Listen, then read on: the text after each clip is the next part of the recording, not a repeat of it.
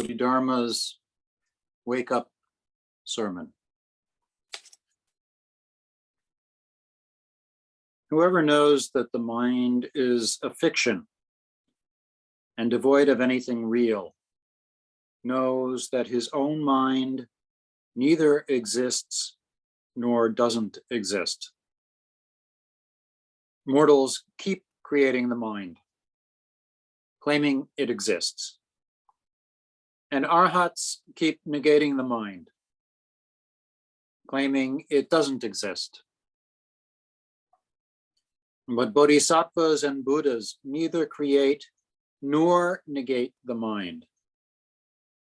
This is what's meant by the mind that neither exists nor doesn't exist. The mind that neither exists nor doesn't exist is called the middle way. If you use your mind to study reality, you won't understand either your mind or reality. If you study reality without using your mind, you'll understand both. Those who don't understand understanding. And those who understand not understanding. People capable of true vision know that the mind is empty. They transcend both understanding and not understanding. The absence of both understanding and not understanding is true understanding.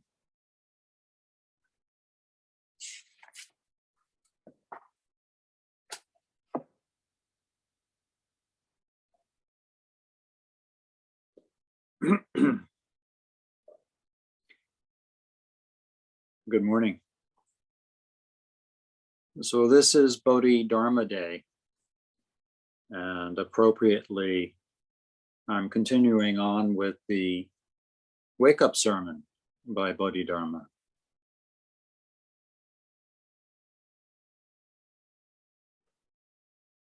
The sermon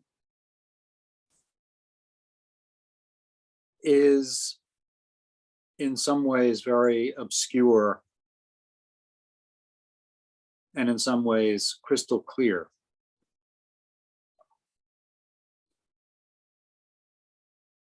As Bodhidharma says, if you use your mind to understand the sermon,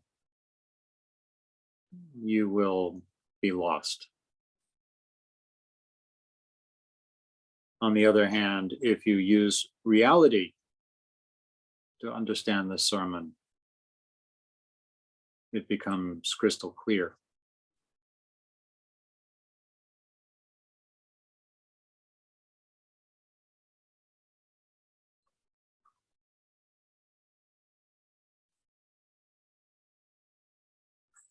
The first paragraph that I read is also the last paragraph that I read the last time I talked about this sermon. And rereading the text in order to give this talk today reminded me of what in Buddhist philosophy are called the four negations. And when I was looking up the four negations to make sure that I remembered them correctly and in the correct order, of course, I used everybody's favorite research tool, Google.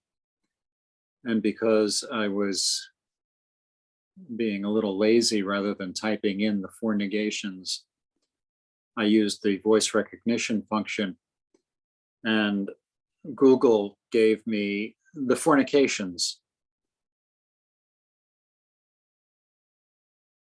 And fornication was not exactly what I had in mind. it gave some very interesting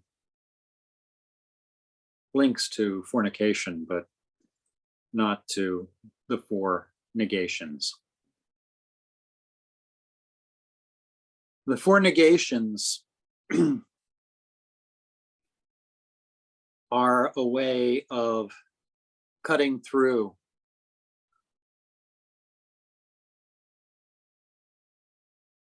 our concepts, our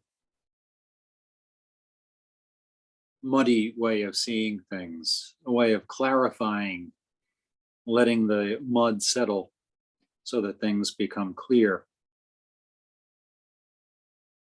The four negations are: existence is not real,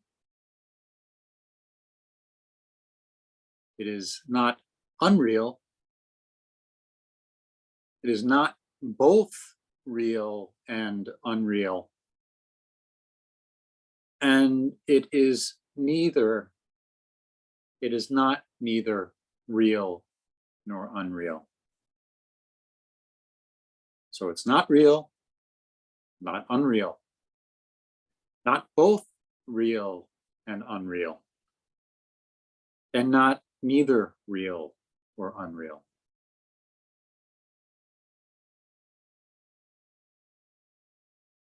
The four negations were part of the Madhyamika school of philosophy developed by the Indian philosopher slash practitioner slash saint slash bodhisattva Nagarjuna, who lived in the 2nd and 3rd century of the Common Era. So early enough that Bodhidharma was probably quite familiar with his philosophy, the Madhyamika. The Madhyamika is called the middle way.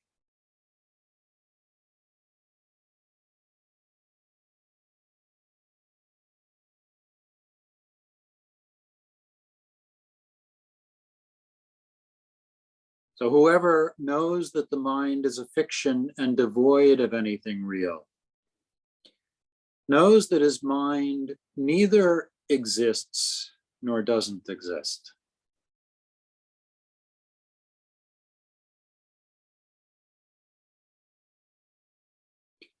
Mortals keep creating the mind, claiming it exists. Mortals like you and me, people who live in a veil of delusion,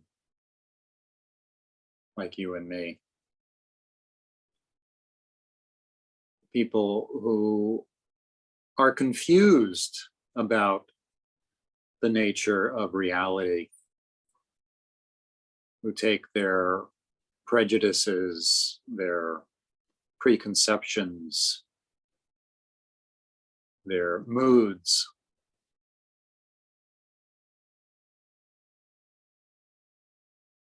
their opinions about self and other,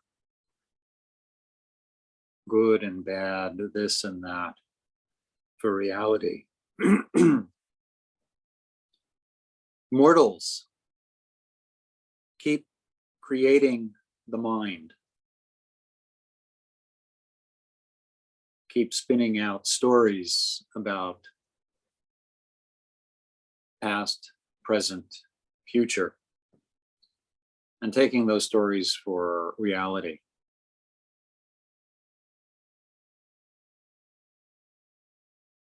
They keep creating the mind with these stories, claiming that it exists.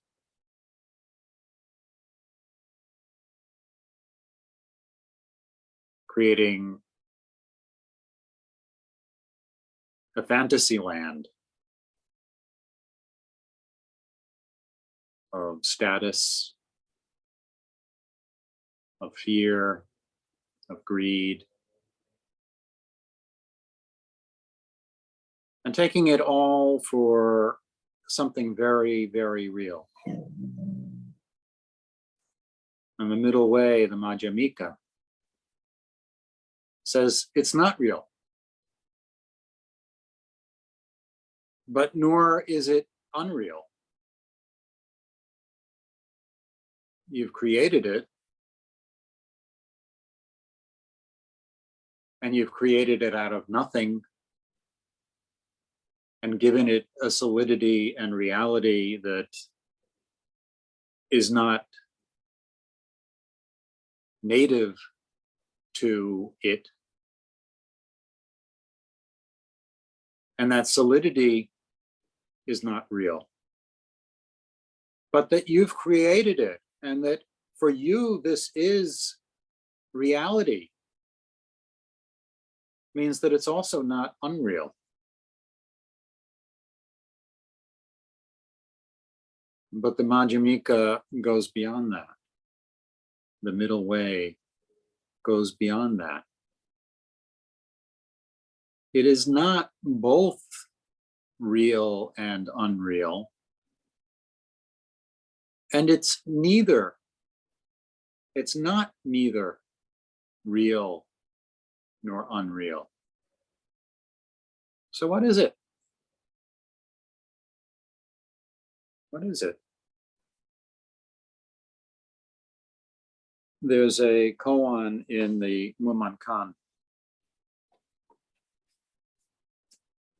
Case 25 of the Mumonkan, Kyozan's dream. In a dream, Kyozan Osho went to Maitreya's place. Maitreya, the Buddha who is to come, and was led in to sit in the third seat. That is to say, not the teacher, who is Maitreya, not the Inji, but the next in line. A senior monk struck with a gavel and said, "Today, the one in the third seat will speak." Kyozan rose and, striking with the gavel, said, "The truth of Mahayana is beyond the four propositions and transcends the 100 negations." Taicho, Taicho. Hear the truth. The four propositions here are what I'm referring to as the four negations. And the 100 negations are an elaboration of those four negations. So you can spin that out and keep spinning it out and keep spinning it out. Or you can cut through it. Taicho. Taicho. The truth of Mahayana is beyond the four negations.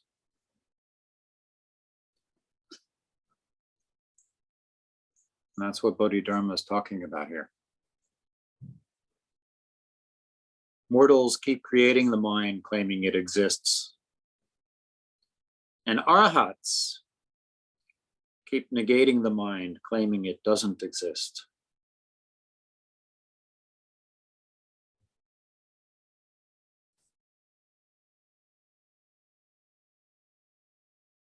That's the first two of the four negations. But bodhisattvas and Buddhas neither create nor negate the mind. This is what's meant by the mind that neither exists nor doesn't exist.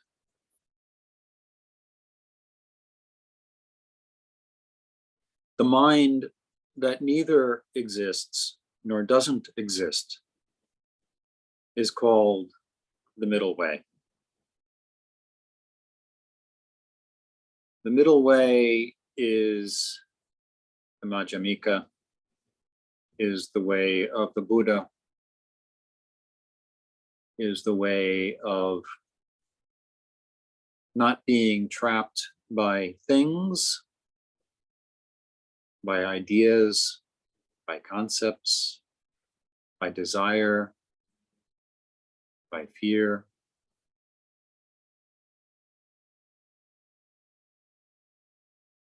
The middle way is, what is this? What is this? What is this? The middle way cuts through.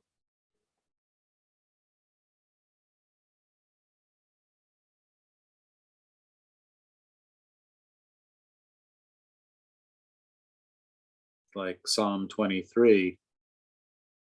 Yea, though I walk through the valley of the shadow of death, I shall fear no evil. You cut through.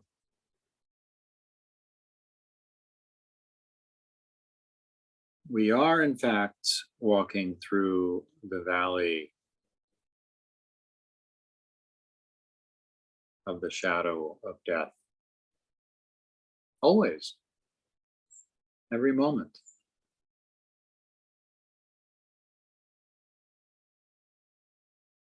And we have to cut through this valley. There's no shortcut.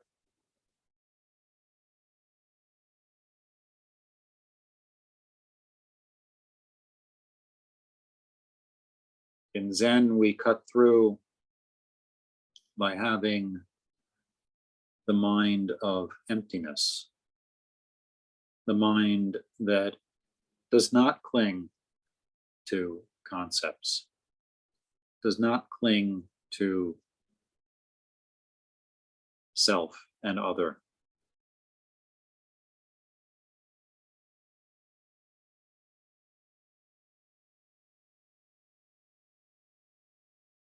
This is the practice of Zen.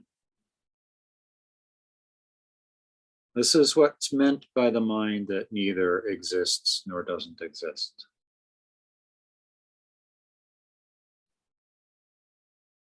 No separation. It's a condition that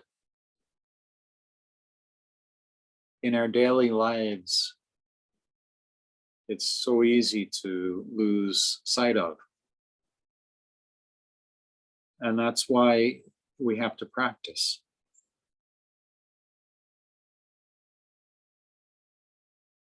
When we do Zazen and we let our stories drop, we let our value judgments, our opinions, our prejudices, our proclivities, our anxieties, our fears, when we let those drop away and come to the hara, come to the breath, come to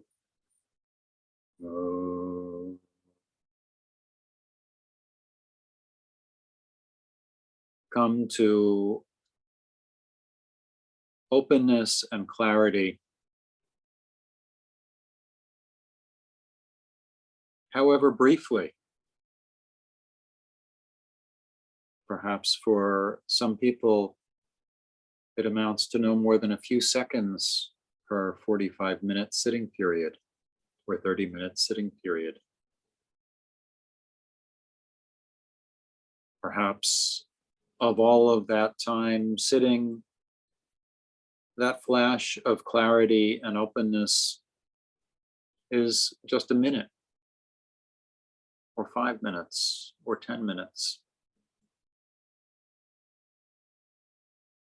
And this is the practice.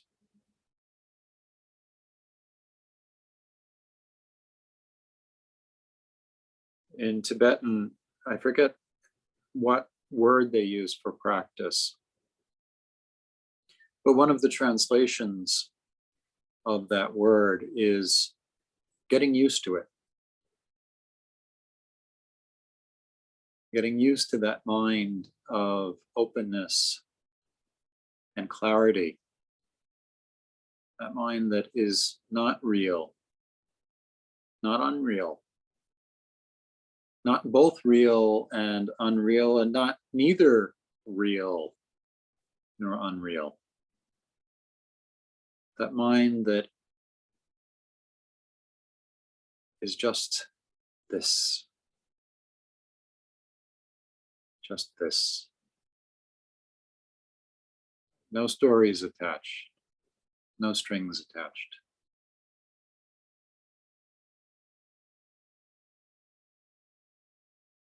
And when there is pain, it's just pain.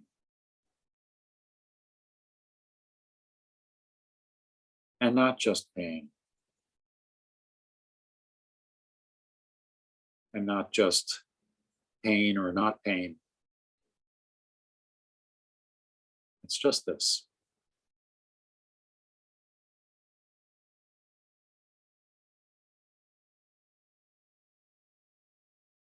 When there is liberation,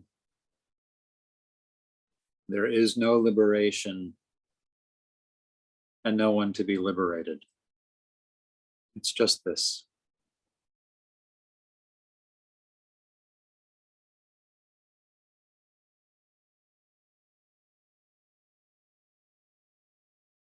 This is what's meant by the mind that neither exists nor doesn't exist.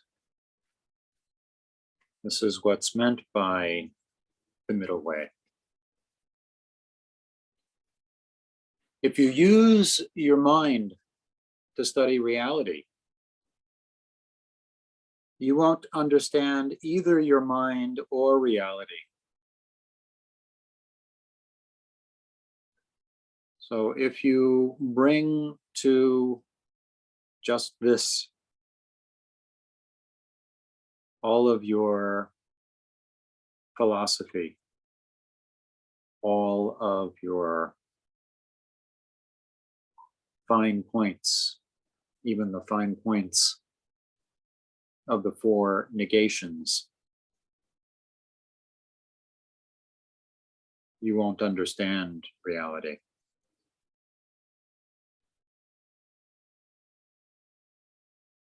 If you study reality without using your mind, you'll understand both.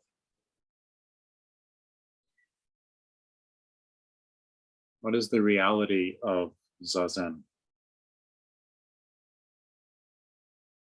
Body, mind, inside, outside, breath in, breath out. Sound,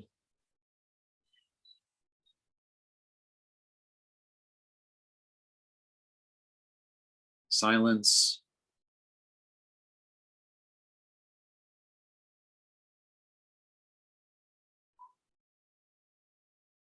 reality beyond stories, judgments,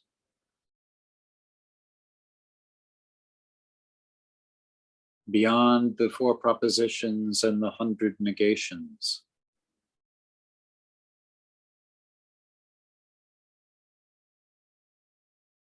Taicho,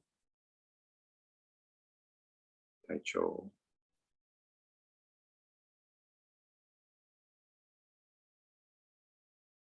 Those who don't understand understanding. And those who understand not understanding.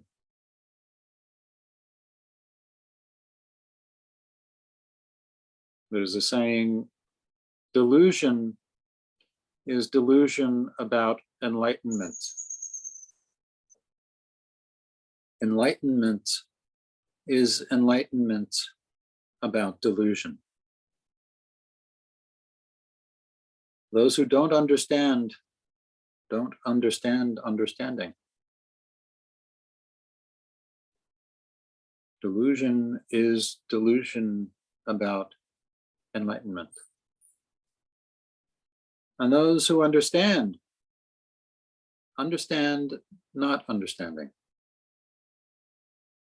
Enlightenment is enlightenment about delusion.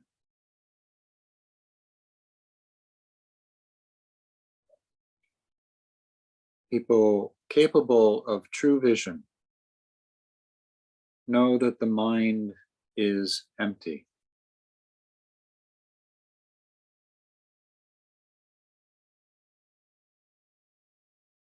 It can be confusing when reading Bodhidharma. It seems as though he is using mind in different ways. If you use your mind to study reality. But really, when he says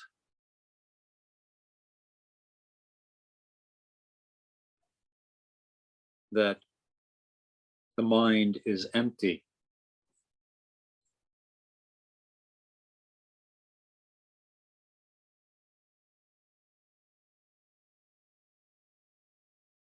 he means everything is empty.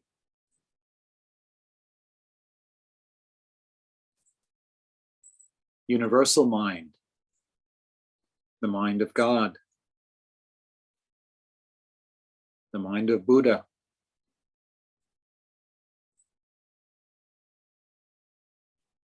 empty. Your mind, the mind that takes in universal mind, that takes in local mind, that takes in the stories and prejudices and fears that make up so much of our lives. And that mind also is empty. Although through attachment,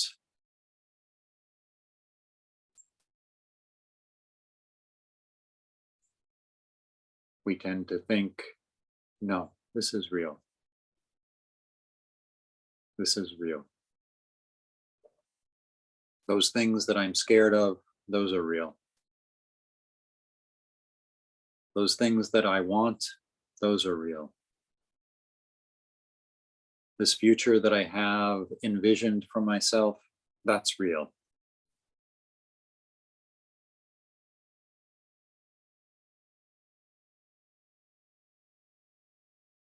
And the middle way tells us it's not real. And it's also not unreal. And it's not both real and unreal. And it's not neither real nor unreal. It just is. And there's nothing there that you have to be attached to.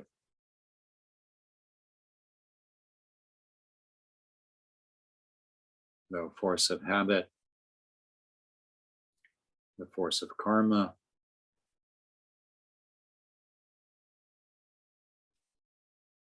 the force of conditioning makes us regard all of it as real or unreal.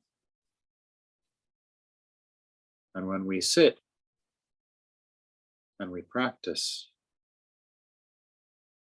with dedication,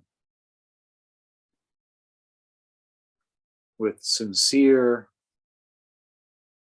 presence, sincere effort, the four negations fall away.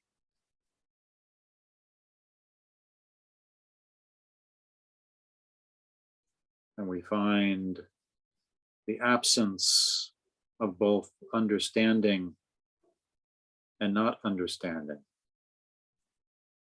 is true understanding. The absence of enlightenment, the absence of delusion. Just this. Just this.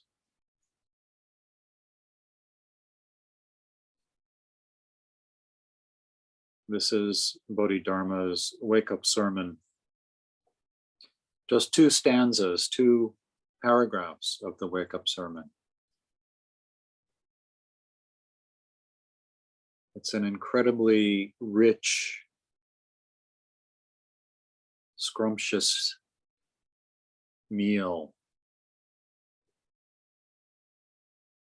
Too rich to take in all at one time. And so I've been taking it just a few paragraphs at a time. Today, just 2 paragraphs.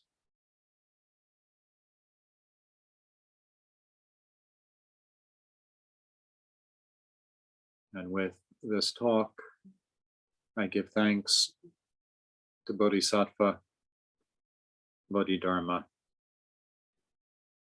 and thanks also to all of you Bodhisattvas who are with us today.